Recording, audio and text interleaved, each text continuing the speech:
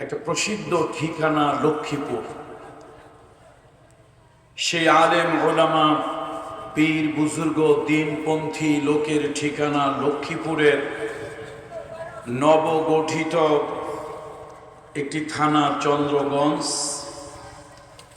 চন্দ্রগঞ্জের অন্তর্গত পশ্চিম মান্দারি ইশাআতুল কোরআন নুরানি হাফিজিয়া মাদ্রাসা ও এতিমখানার উদ্যোগে আয়োজিত আজকের আজিম ও শান ওয়াজ মাহফিল। এই আজিম ও শান ওয়াজ মাহফিলের পরম শ্রদ্ধাভাজন সভাপতি করিম ইবনুল করিম, আল্লাহর এক বিশিষ্ট বুজুর্গ, আল্লাহর একজন বিশিষ্ট ওলি, এই অঞ্চলের সর্বজন মানুষের শ্রদ্ধাভাজন ব্যক্তিত্ব মরহুম আল্লামা আব্দুল মান্নান সাহেব রাহিমাহুল্লাহ নব্বরাল্লাহু মারকাদাহু ওয়া জাআলাল জান্নাতা মাসওয়াহু। তার সুযোগ্য আওলাদ, আমার অত্যন্ত শ্রদ্ধাভাজন ওস্তাদ তুল্য ব্যক্তিত্ব এবং সেই সাথে আমার আরাফাতেরও ভাই আলহামদুলিল্লাহ হযরত মাওলানা মুহাম্মদ নোমান সিদ্দিকী সাহেব হাফিজাহুল্লাহ। আল্লাহ তাআলা আল্লাহর এই ওলির আওলাদকে দীর্ঘ সুস্থ নেক হায়াত দান করুন এবং এলাকার দ্বীনি খিদমতের জন্য, এই মসজিদ মাদ্রাসার খিদমতের জন্য, জাতিকে কোরআন হাদিসের আলোকে রাহনুমাই করার জন্য আল্লাহ তাআলা নেক হায়াত দিয়ে তাকে দীর্ঘদিন বাঁচিয়ে রাখুন। আজকের মাহফিলে উপস্থিত হাজারাত উলামায়ে কেরাম, আইম্মায়ে মাসাজিদ, বিশেষ করে আমার পূর্বে যিনি বক্তব্য রেখেছেন অত্যন্ত বুজুর্গ ব্যক্তিত্ব, বিশিষ্ট আলেমে দ্বীন হযরত মাওলানা শিব্বির আহমদ সাহেব দামাত বরকাতুহুমুল আলিয়া, আমাদের এই উস্তাদকেও আল্লাহ তাআলা দীর্ঘ সুস্থ নেক হায়াত দান করুন। উস্তাদকে আল্লাহ তাআলা কোরআন এবং হাদিসের আলোকে এই জাতিকে জান্নাতের রাস্তা দেখানোর জন্য, রাহনুমাই করার জন্য, পথ প্রদর্শন করার জন্য আল্লাহ তাআলা উস্তাদকে দীর্ঘদিন পর্যন্ত নেক হায়াত দিয়ে বাঁচিয়ে রাখুন। আজকের মাহফিলে আমার সামনে আপনারা যারা বসে আছেন, দিন প্রিয়, ধর্মপ্রিয়, ইসলাম প্রিয়, রসুল প্রিয়, তাওহীদ প্রিয় জনতা, বিশেষ করে আমি যাদেরকে ভালোবাসি, আল্লাহ যাদেরকে ভালোবাসেন, আল্লাহ রসুল যাদেরকে ভালোবাসতেন, সেই তারুণ্যের উচ্ছ্বাস উদ্দীপনায় ভরপুর কিশোর তরুণ যুবকেরা, ছাত্র বন্ধুরা, পর্দার আড়ালের সম্মানিতা মা ও বোনেরা, আমাদের স্কুল কলেজ মাদ্রাসাগামী স্নেহের টুকরা, কলিজার টুকরা মেয়েরা, আমি সকলের প্রতি শ্রেণী মোতাবেক শ্রদ্ধা, ভালোবাসা ও স্নেহ জ্ঞাপন করছি। আসুন আমরা সকলে মিলে আল্লাহ তাআলার শুকরিয়া আদায় করি, পড়ি আলহামদুলিল্লাহ। আল্লাহ তাআলার দরবারে শুকরিয়া যে নির্ভয়ে স্বাধীনভাবে কথা বলার জন্য আল্লাহ তাআলা একটা পরিবেশ সৃষ্টি করে দিয়েছেন। আল্লাহ শুকরিয়া আদায় করবেন না? 15.5 বছর এই বাংলাদেশে স্বীকার করেন অথবা না করেন, আপনার বিশ্বাস হোক অথবা না হোক, আপনি মানেন অথবা না মানেন, এটা আপনার ব্যাপার।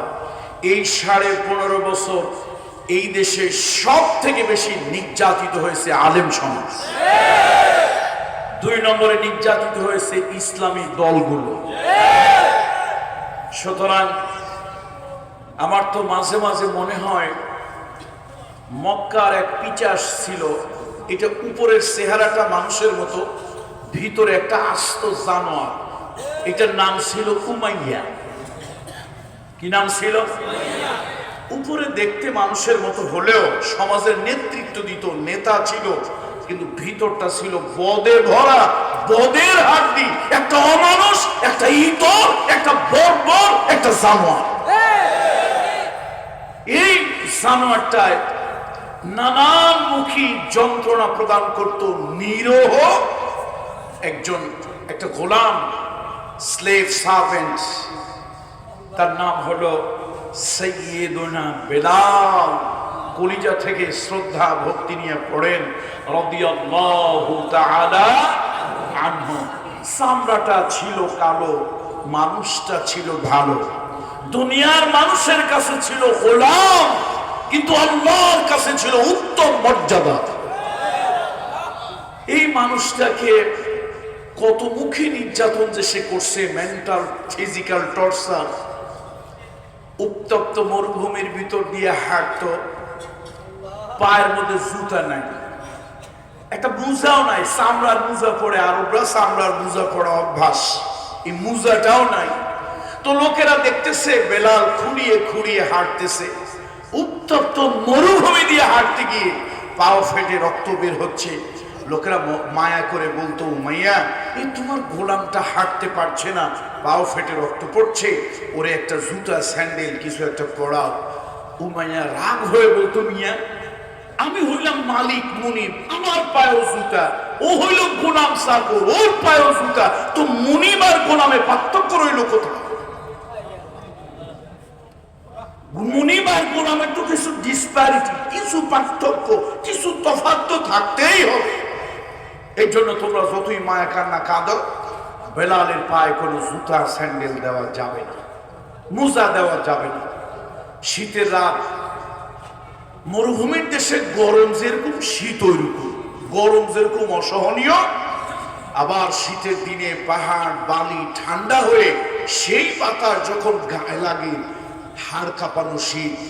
সাইয়েদনা বেলালের নাভি থেকে হাঁটু পর্যন্ত, এই নাভি থেকে হাঁটু পর্যন্ত একটা কাপড় দিয়ে ঢাকা, শীতের যন্ত্রণায় ঠক ঠক করে কাঁপছে বেলাল। লোকেরা কারো মায়া হলো, দয়া হলো, ও মাইয়া তোমার চাকরটা তো শীতে কাঁপতেছে, একটু চাদর দাও। এই নির্দয় নিষ্ঠুর হায়না জানোয়ারটা মানুষের মতো দেখতে হলেও হৃদয়হীন এই লোকটা বলতো, আরে আমি মুনিব, আমার গায়ে কাপড় চোপড় চাদর, আমার গোলামের গায়ে কাপড় চোপড় চাদর, তো গোলাম আর মুনিবের পার্থক্য রইল কোথায়? গোলামকে গোলামের মতো থাকতে দাও। তাহলে এই নেতাটা উপরের দিক থেকে মানুষ হইল, ভিতরটা কি ছিল? অমানুষ, হৃদয়হীন জানোয়ার। ঠিক ওই সাইয়েদনা বেলাল ইসলাম কালেমা গ্রহণ করার অপরাধে উত্তপ্ত মরুভূমির উপরে শোয়াইয়া সিট করে বুকের উপর একটা পাথর চাপা দিয়ে রেখেছিল। ওর ধারণা এই পাথর চাপা দিয়ে রাখলেই তার কলব থেকে বোধহয় আল্লাহর ওয়াহদানিয়াত, আল্লাহর উলুহিয়াত, আল্লাহর রুবুবিয়াত, আল্লাহর তাওহীদ, মুহাম্মদ সাল্লাল্লাহু আলাইহি ওয়াসাল্লামের রিসালাত ভুলে যাবে। এটা তার ধারণা। বুকটার উপরে বিশাল বড় পাথর চাপা দিয়ে রাখছে।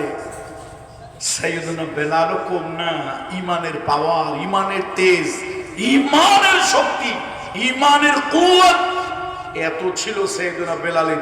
বুকের উপরে পাথর চাপা, উপরে উত্তপ্ত সূর্য, নিচে গরম বালু, এর মধ্যে আঙ্গুল উঁচু করে বলেছেন, আহাদ আমি তো লাত মানাত উজ্জা হুবল কোন এই গায়রুল্লাহর আমি গোলামি করি না। আমি কার গোলামি করি? যিনি আহাদ, তার গোলামি করি। 15টি বছর হেন কোন নির্যাতন নাই, ঘর ছাড়া, বাড়ি ছাড়া, চরিত্র হনন করা, জেলে ঢোকানো, ফাঁসি দেওয়া। আমরা হয়তো আলেমরা মাসলাক, মানহাজ, মাযহাব আমাদের কারো পার্থক্য ছিল, কিন্তু ওদের কাছে সব আলেম সমান। সব থেকে বেশি নির্যাতন কাদেরকে দেওয়া হয়েছে? আলেমদেরকে দেওয়া হয়েছে। তো আল্লাহ তাআলার কাছে শুকরিয়া আদায় করছি, স্বাধীনভাবে আল্লাহ তাআলা, এখন আর ভয় নাই। ওরে বাবা, ও তো নেতা, নেতার তো অভাব নাই, নেতার তো অভাব নাই। ছোট নেতা, বড় নেতা, পাতি নেতা, সাথী নেতা, কত নেতা। আবার স্টেজে ওঠার আগে 4-5টা সতর্কবাণী, এই তোমাদের হুজুরদেরকে বলে দিও খবরদার ওই ওয়াজ টোয়াজের নামে যেন রাজনীতি ফাজনীতি না করে। হুজুরদের খাইয়া কোনো কাজ নাই। হুজুরদের আল্লাহর দুনিয়ায় কোনো কাজ নাই, হুজুরদের কাজই হলো মাইক নিয়ে রাজনীতি। না আসলে চোরের মনে পুলিশ, পুলিশ চোরের মনে কি? আন্নাসু ইয়াকিসু আলা মা নাফসি। এই কিছু লোকের কাজই হলো তাদের চিন্তা যে হুজুরদের পৃথিবীতে আর কোনো কাজ নাই, হুজুররা মাইক পাইলেই খালি রাজনীতি করে। হুজুররা যে অনেক ভালো কথা বলে, স্বামী স্ত্রীর মধ্যে বন্ধন ঠিকঠাক, ছাড়াছাড়ি না হোক, ছেলে পেলেরা বাপ মা চিনে না, বাপ মার হক আদায় করে না, বাপ মা খিদমত করে না, এই সন্তানগুলোর বাপ মা খিদমত করার প্রতি উৎসাহিত করা দরকার। অনেক বাপ মা আছে গরু ছাগল কুত্তা বিড়ালের মতো সন্তান জন্ম দিয়া যেখানে সেখানে ফেলে দেয়, ও কোথায় যায় কি করে কোনো খোঁজ খবর নাই। ওই বাপ মা গুলোর হেদায়েত করা। অনেক মা আছে সন্তানকে বুকের স্তন্য দুধ খাওয়ায় না। পৃথিবীতে যত খাবার আছে তার মধ্যে আদর্শ খাবার হলো সন্তানের জন্য মায়ের বুকের দুধ। এরপরে পরিবেশ যেন নষ্ট না হয়, মানুষজন একটু গাছপালা লাগায়, এই গাছের পাতাগুলো আল্লাহর জিকির করে অক্সিজেন দেয়।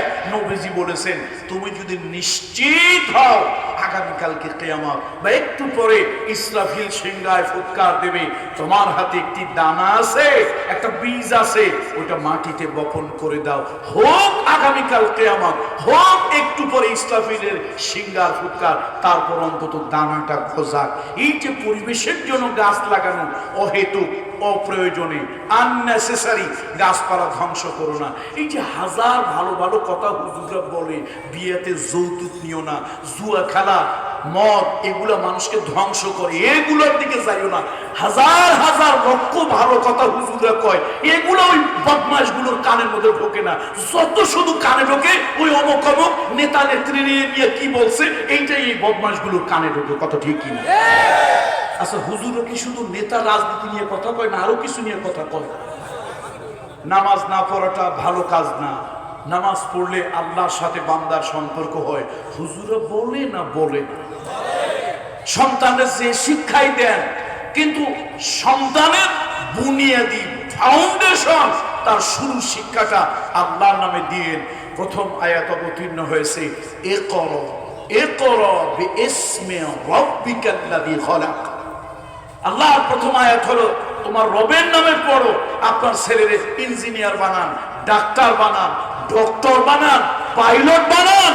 ও বাপ, এই সন্তানের যদি আল্লাহর শিক্ষা থেকে তুমি বঞ্চিত রাখো, আল্লাহ তাআলা এই সন্তানের নিয়ামত থেকে তোমাকে বঞ্চিত রাখবে। এই কথাগুলো হুজুররা বলে না নাকি? তো এত হাজার কথা বলে, এগুলো নিয়ে বলেন না। হুজুরও খালি রাজনীতি করে কি? আমরা কি খালি 2.5 ঘন্টা ওয়াজ করে 2.5 ঘন্টাই রাজনীতি করি? আসলে শোনেন, কিছু লোক বাঁকা চোখে তাকায়। ওই এক লোক বাজারে গেছে, তো বাজারে গেলে এক লোকের সাথে তার দুশ্মনী, শত্রুতা। ওই শত্রু কি করে বাজারে, কার সাথে কি করে, এগুলা আড়ি পাতে, টেরা চোখে তাকায় আর বাঁকা কানে শোনে।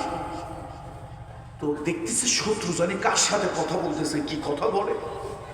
তো শত্রু মানে ওই লোকটা শত্রু, লোকটা আসলে শত্রু না, ওই লোকটার দুশ্মন, কিন্তু লোকটা ভালো।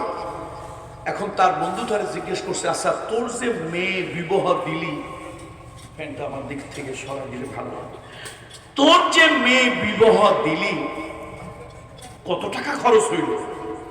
এটা হলো ব্রিটিশ পিরিয়ডের কথা। তো তখন লোকেরা এই হাজারের হিসাব করতো না, কুড়ির হিসাব করতো। এই মুরব্বী, বেশি বয়স্ক মুরব্বী যারা আছেন, কত ঠিক কিনা, আগেকার দিনের হিসাব বেশি হইলে 20, আর হাজার লাখে 2-1 100 টাকার 1000 টাকার হিসাব করতো। 1000 টাকার হিসাব তো ছিলই না, আনার হিসাব, কড়ির হিসাব, টাকার হিসাব, বাস। তো ওই লোকটা বন্ধুরে জিজ্ঞেস করছে, তুই যে মেয়ে বিবাহ দিলি খুব জাঁকজমক করে, অনেকগুলো গরু টরু জবা দিয়া গ্রামগঞ্জের লোকদেরকে খাওয়াইলি, খরচ হইল কত? খরচ হইল কত? তো সে বলছে, দোস্ত অনেক হিসাব কিতাব করে দেখছি, টাকা লাগছে 3 কম 300। কত লাগছে ভাই? মানে 300 টাকা, তবে তার থেকে কয় টাকা কম? 3 টাকা কম। 3 কম 300। শত্রু তো টেরা চোখে তাকাচ্ছে, বাঁকা কানে শুনতেছে। ও বলছে 3 কম 300, ও শুনছে ইনকাম ট্যাক্স। এখন বাড়ি আসছে, বউ জিজ্ঞেস করে, আচ্ছা আপনি যে খালি খান আর ঘোরেন, এই আপনার কি একটু বুদ্ধি জ্ঞান নাই? মেয়েটা বড় হয়েছে, বিয়ে শাদীর ব্যবস্থা করেন। রাখ মাইয়া মানুষ, তোরা দেশ দুনিয়ার খোঁজ খবর রাখিস না, চিল্লাইস না। মেয়ে বিয়ে অন্তত কিছুদিনের মধ্যে দেওয়া যাবে না। কেন? ওই আমাদের শত্রু যে ওর মাইয়া বিয়ে দিছে, ইনকাম ট্যাক্স লাগছে, সুতরাং আমার মেয়ে বিয়ে দেবো। কোন সময় গভর্নমেন্টের লোকজন এসে বলে দাও ট্যাক্স দাও, ইনকাম ট্যাক্স দাও। তো এরকম সমাজে কিছু লোক আছে ভাই, হুজুররা শুধু স্টেজে রাজনীতি বলে না, রাজনীতি আছে, কোরআন শরীফে রাষ্ট্র সম্পর্কিত নীতি আছে, রাষ্ট্র পরিচালনার কথা আছে, রাষ্ট্রের টাকা পয়সা কম ভাবে চলবে সেটাও আছে। আপনার রাষ্ট্রে চলে সুদের টাকায়, আল্লাহ কয় ইয়ামহাকুহুল্লাহু রিবা ওয়া ইউরবিস সাদাকা। আল্লাহ তাআলা সাদাকা যাকাত পদ্ধতিতে অর্থের ভিতরে বরকত দেয়, সুদের ভিতরে আল্লাহ লানত দেয়, সুদের ভিতরে আল্লাহর গজব। এটা বরকত নাই। আমাদের দেশের ফিনান্সিয়াল ট্রানজাকশন, ফিনান্সিয়াল করেসপন্ডেন্স সব হয় সুদ ভিত্তিক কায়দায়।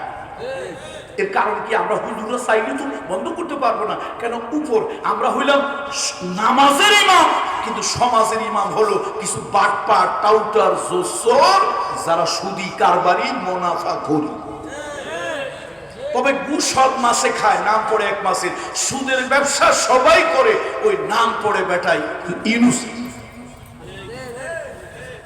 বাংলাদেশের সোনালী ব্যাংক, রূপালী ব্যাংক, পূবালী ব্যাংক, অগ্রণী, জনতা, আশা, নিরাশা, হতাশা, ব্রাক, এগুলো কি শরিয়ত অনুযায়ী পয়সা করি লেনদেন হয়? কি অনুযায়ী? সবাই সুদ খায়, শুধু গু খায় সব মাসে, কিন্তু নাম পড়ে একটা মাসে। বাংলাদেশে কিন্তু সবাই, আর সবাই দুধের সর খায়, ওই একমাত্র বেটা ইউনুস সুদ খায়। বাকিরা সবাই কি খায়? দুধের সর খায়, সবাই সুদ খায়। এই জন্য সুদ ভিত্তিক অর্থ ব্যবস্থা এদেশ থেকে উঠাতে হবে। তো যা হোক, আমার আসলে এই কণ্ঠে একটু সমস্যা। গত 3 তারিখে আমার একটা ডাস্ট অ্যালার্জি, কোল্ড অ্যালার্জির রোগ আছে। আমার রাসেল ভাই অনেক দিন ধরে এই আল্লাহ বান্দার সাথে আমার বন্ধুত্ব সম্পর্ক, হৃদয়ের সম্পর্ক, উনি জানেন। আমি মাঝে মাঝে একটু হলে অসুস্থ হয়ে পড়ি, প্রায় অ্যাটলিস্ট 10-15 দিন এরকম অসুস্থ হয়ে থাকি। আল্লাহ তাআলা আমার ভাইকে, আমার সেই পুরান দিনের বন্ধু, আমার পুরান দিনের দিনী ভাই, অনেক কষ্টে ভাই ইসলামী আন্দোলন যারা করে, তারা যে কি পরিমাণে, আপনারা ঘরে ঘুমাইছেন 15টি বছর, অনেকেই স্ত্রীর গায়ে একটু হাত দিতে পারে নাই, একটু মেয়েটাকে কোলে বুকে জড়িয়ে নিতে থাকতে পারে নাই, ছেলেটার একটু চুমা দিয়ে আদর করতে পারে নাই। অনেক লোক কিন্তু রাতের পর রাত, দিনের পর দিন অন্যের ঘরে পালিয়ে পালিয়ে থেকেছে। এইটা যে কত কষ্টের, এইটা যে কত যন্ত্রণার। আমি আল্লাহর কাছে দোয়া করি, আল্লাহ এই কাজগুলি যারা করছে, হয় তাদেরকে হেদায়েত দাও, নাহলে এর থেকে 40 গুণ বেশি কষ্ট ওদেরকে দাও। প্রথম কিসের দোয়া করছি? হেদায়েতের দোয়া করছি। আল্লাহ চাইলে তো হেদায়েত দিতেও পারে নাকি? ওমর কি ইসলামের দরদি ছিল না বিরোধী ছিল? ওমর বলেন রাদিয়াল্লাহু তাআলা আনহু, বলেন রাদিয়াল্লাহু তাআলা আনহু, ইসলামের দরদি না ইসলামের বিরোধী? বিরোধী ছিল। ওরে আল্লাহ, স্বয়ং রাসূলুল্লাহকে হত্যা করার জন্য সাহস করে গিয়েছিল। 2টা লোক ছিল বড় সাহসী মক্কায়, 2টা লোক খুব সাহসী ছিল। একজন হলেন সাইয়েদনা ওমর, আরেকজন হলেন আবু উবাইদা ইবনুল জাররাহ রাদিয়াল্লাহু তাআলা। বলেন একটু রাদিয়াল্লাহু তাআলা। খুব সাহসী ছিল, শিক্ষিত ছিল, সাহসী ছিল, কষ্ট সহিষ্ণু ছিল, তরবারি ধরতে জানতো, হুঙ্কার দিলে জমিন থরথর করে কাঁপত। এই মানুষগুলি খুব হুঙ্কারওয়ালা ছিল। সাইয়েদনা ওমর তো রাসূলুল্লাহকে কতল করার জন্য গিয়েছিল।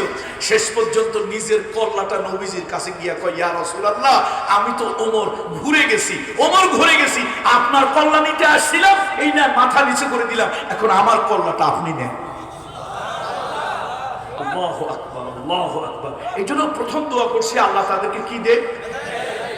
এখন হেদায়েত নবীজি দুজনের জন্য দোয়া করছিল, আবু জাহাল, আবুল হাকাম, তার জন্য দোয়া করছিল, আর ওমর ইবনুল খাত্তাবের জন্য দোয়া করছিল। কয়জনের জন্য দোয়া করছে? কবুল কয়জনের জন্য হয়েছে? একজনের হয়েছে। নবীজি বলেছেন আমার পরে আর নবী আসবে না, আমি আনা খাতামান নবিয়্যিন, আমি নবীদের সিলমোহর, সমাপনী, সমাপ্তি, আমার পরে আর পয়গম্বর আসবে না। যদি আল্লাহ তাআলা নবুয়তির সিলসিলাটা আমার পরেও রাখতেন আর আমার পরে যে নবী হতো লাকানা ওমর, কে হতো? আমার ওমর হতো। নবীজিকে যিনি হত্যা করতে গেলেন, আল্লাহ নবীজি তার সম্পর্কে ঘোষণা দিল আমার পরে নবী হলে কে হতো? আমার হতো। এই জন্য যারা কষ্ট দিছে আলেম ওলামাদেরকে, দেখেন না, পরিমণি বিবাহ হয়েছে পরে, বিবাহ হয়েছে কিন্তু পেটে বাচ্চা আসছে আগে। এই বদমাইশগুলি, দেশের বদমাইশগুলি একবারও জিজ্ঞাসা করে না, এ মহিলা তোর বিয়ে হইল পরে, বাচ্চা পেটে আগে ঢুকলো কেমনে? কেউ প্রশ্ন করে নাই। মামুনুল হক মেয়ে নিয়ে গেছে রিসোর্টে, আরে আলেম মানুষ, বউ তো 3টা 4টা হইতে পারে, 5টা হইলে না দোষ।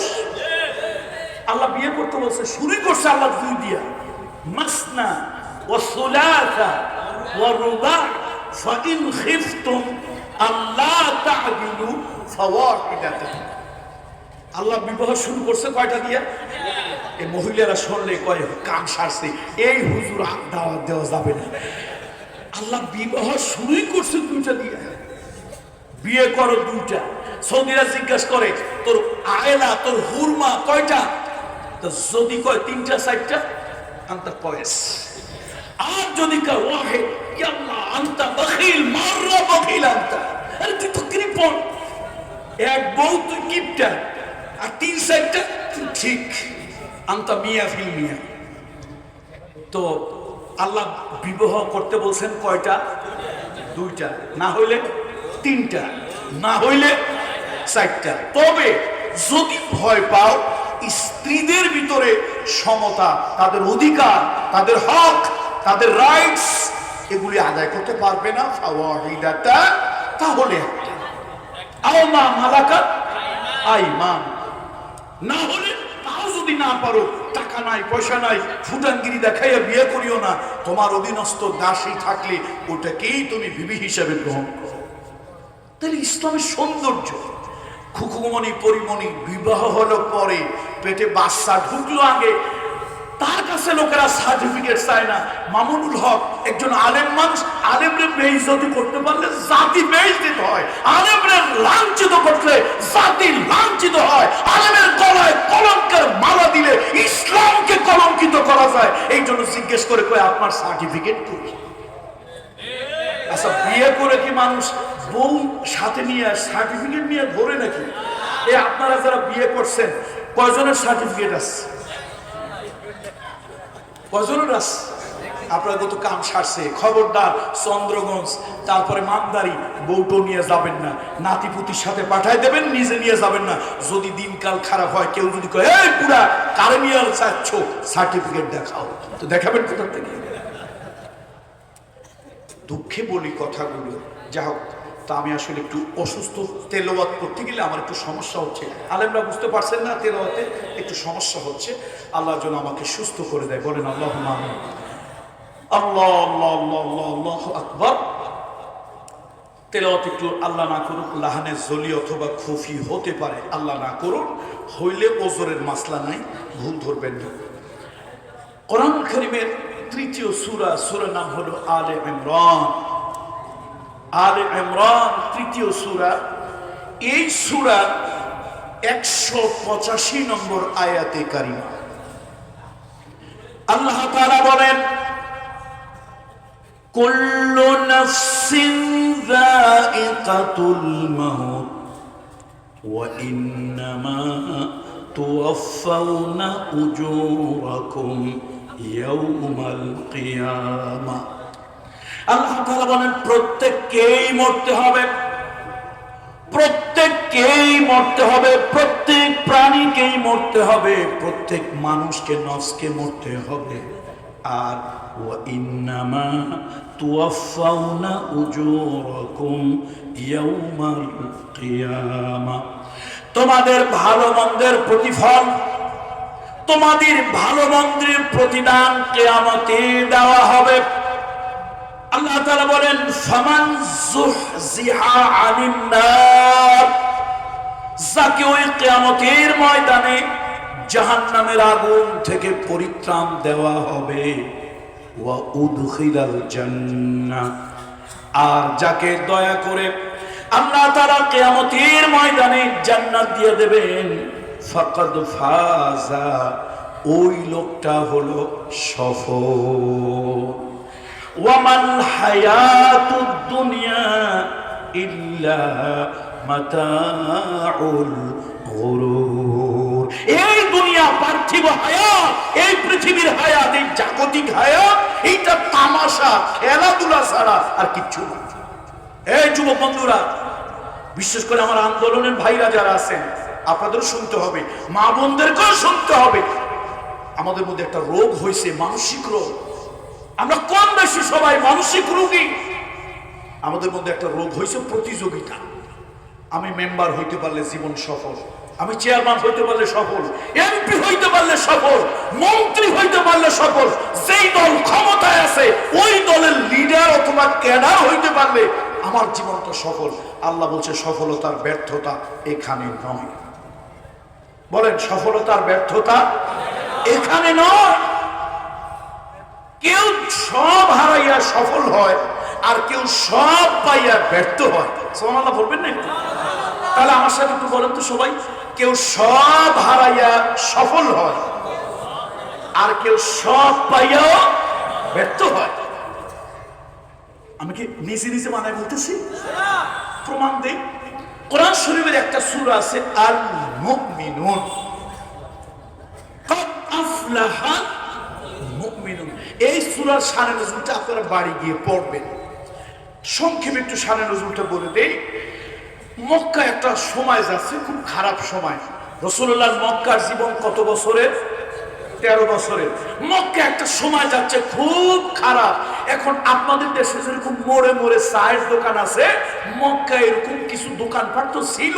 এখন ওই দোকানপাট গুলোর ভিতরে কিছু আলোচনা হয়, কিছু সমালোচনা হয়। কি হয়? কই যে আবু বকরের মাথা খারাপ, নাউজুবিল্লাহ একটু বলবেন। আমি যতবার বলবো আপনারা খালি নাউজুবিল্লাহ বলবেন। ওমর একটা বুদ্ধিজ্ঞানহীন, ওসমান সেও কোনো বুদ্ধিজ্ঞান নেই। আস্তাগফিরুল্লাহ। কেন? মানে ওদের ভাবনা হলো আবু বকর এত বড় একটা নিরীহ সম্মানী মানুষ, কে বলছিল এই কালেমাটা পড়ার জন্য? এই কালেমাটা পড়ার দরকার ছিল কি? ওমর হইল এত বড় বীর পুরুষ, যার হুঙ্কারে গর্ভবতী নারীর গর্ভ খালাস হয়ে যেত। ওমরের কথায় এই মক্কার একটা প্রভাব ছিল।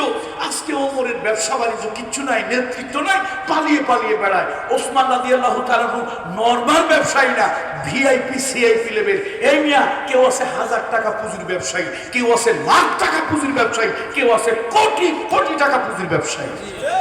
সাইয়েদনা ওসমান গনি পড়েন রাদিয়াল্লাহু তাআলা। সাইয়েদনা ওসমান গনি ছিলেন কোটি টাকা পুঁজির ব্যবসায়ী, এক্সপোর্ট ইম্পোর্টের ব্যবসা ছিল। এখন দেখেন পৃথিবীতে দুজন মানুষের ব্যাপারে ইতিহাস আমি পড়ে অবাক হয়েছি। দুজন মানুষ। কয়জন মানুষ? এই দুজন মানুষকে মনে থেকে ভক্তি করবেন, আল্লাহর কাছে তাদের মতো হওয়ার আকাঙ্ক্ষা করবেন।